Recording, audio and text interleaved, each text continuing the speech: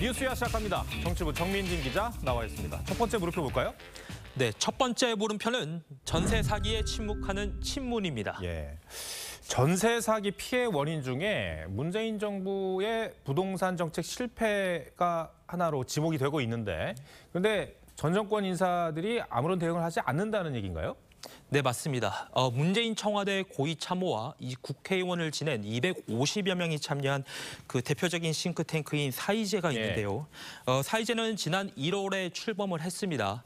그리고 매주 윤석열 정부 정책은 비판하고 대신 문정부 정책을 옹호하는 리포트를 발표해 오고 있습니다. 그런데 유독 부동산 문제, 특히 전세 사기에 대해서는 침묵하고 있습니다. 예. 이 부동산 문제는 문재인 정권이 잘 못한 정책이라는 평가가 있는 게 사실인데, 그래서 대응을 안 하는 겁니까? 네. 그 겉으로는 대응할 여건이 되지 않기 때문에 입장을 내지 않고 있다라고 얘기하는데요. 현재 사이제의 운영위원장인 방정균 전 심의사회수석은 이 각종 포럼과 토론회 준비로 일정이 몰리다 보니 이 전세 사기 문제까지 대응할 여건이 안 된다고 설명했습니다. 예. 이 여권 일각에서는 뾰족한 대응 논리가 없으니까 대응을 못하는 것 아니냐 이런 비판도 하던데 어떻습니까? 네, 그런 측면도 있습니다. 대다수 그 부동산 전문가들은 이번 전세 사기는 문재인 정부의 부동산 정책의 그 이제 부작용이라고 보고 있는데요. 문재인 정부 초기 다주택자를 등록임대 주택 사업자로 전환하며 이 각종 세금 혜택을 줬는데 이게 바로 갭 투자의 수단이 됐다라는 겁니다. 또 저금리에 시중에 돈이 많이 넘치다 보니까 이 집값이 폭등을 했고요. 그리고 전세값도 덩달아 뛰었습니다. 그런데 당시 문재인 정부와 여당인 민주당이 임대차 3법까지 강행하면서 전세값은 더 뛰어올랐죠. 실제 문재인 정부 출범 당시 3억 8,415만 원이었던 이 서울 아파트 평균 전세 가격이 22년 1월에는 6억 3,424만 원까지 급등했습니다. 그렇다면 임대차 3법 통과를 강행했던 민주당은 어떤 입장입니까? 네, 민주당은 현재 그 전 정부 실책과 그다음에 이 임대차 3법이 이 전세 사기를 촉발시켰다는 주장에 대해서는 아직까지 공식 입장을 내놓지 않고 있습니다. 네. 첫 번째 물음표 정해 볼까요? 네, 첫 번째 물음표 전세 사기에 침묵하는 친문에 대한 느낌표는 잘 되면 내 덕, 잘못되면 남 탓으로 하겠습니다. 현재 전국적으로 전세 사기 피해가 속출하고 있습니다. 빨리 사태 수습도 해야 합니다. 하지만 이 오판으로 서민들에게 피해를 준 정치인들의 이 솔직한 자기 반성은 언제쯤 들을 수 있을지 의문입니다. 네, 알겠습니다. 두 번째 물음표는 뭡니까? 네, 두 번째 물음표 제3지대는 허구입니다.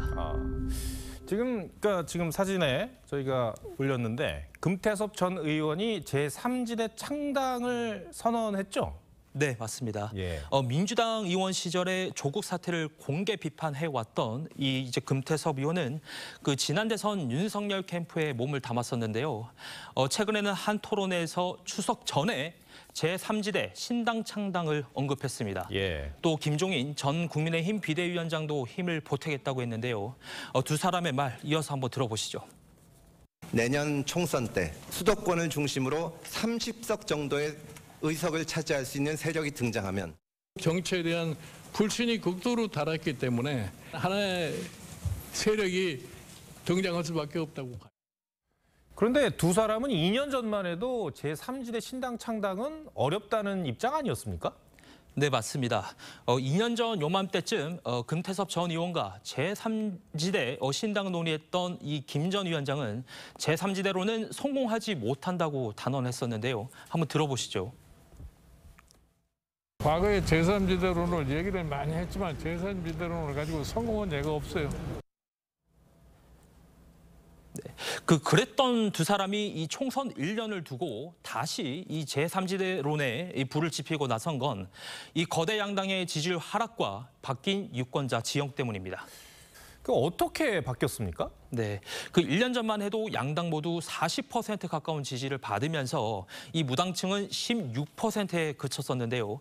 현재 각종 여론조사를 보면 이 무당층이 2배 정도 늘어 30%가 넘습니다. 그 금태섭 의원이 노리는 것은 구체적으로 수도권의 무당층입니다. 예. 실제 여론조사를 보면 거대 양당의 지지세가 강한 영남과 호남보다 이 수도권 지역의 무당층 비율이 높습니다. 하지만 여야는 물론 상당수 정치권 인사들은 회의적이라고 보고 있습니다. 회의적으로 본다. 네. 이유가 뭘까요? 우선 그 신당의 간판이 될 만한 그 대선 주자급 정치인이 없다라는 겁니다. 네. 그 초선 의원 출신인 이 금태섭 전 의원의 인지도나 이 정치적 위상은 그 아무래도 대선 주자급과는 거리가 있죠. 그리고 확실한 지역 기반이 없는데 이 현행 이 소선거구제는 불리한 제도입니다. 또 하나 중도 신당이나 개혁보수 신당의 실패 학습 효과도 만만치 않은 장애물입니다. 바른정당을 시작으로 새로운 보수당까지 개혁보수 신당 실험은 실패했고요. 안철수 의원의 중도 정당 이 국민의당은 2020년 총선에서 비례대표 이 3석에 그치면서 국민의힘에 흡수가 됐습니다. 그 대선 주자급 인물을 영입하는 그런 방법은 어떨까요? 그래서 현재 거론되는 정치인들이 있습니다. 안철수 의원과 이준석 전 대표, 그리고 이제 유승민 전 의원인데요.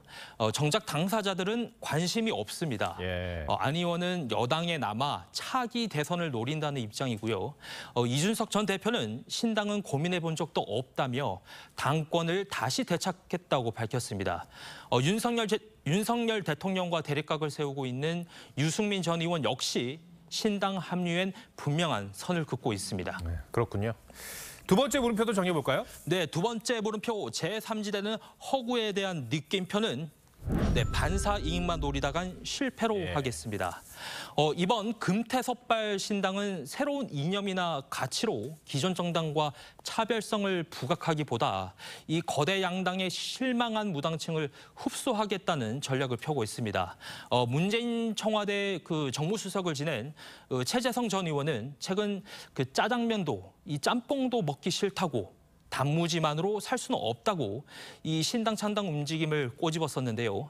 이 반사이익만 이 골몰하기보다는 왜 무당층으로 돌아선 유권자들이 제3지대를 요구하는지 그 진지하게 성찰해보는 게 우선이 아닐까 합니다. 네. 정민진 기자 잘 들었습니다.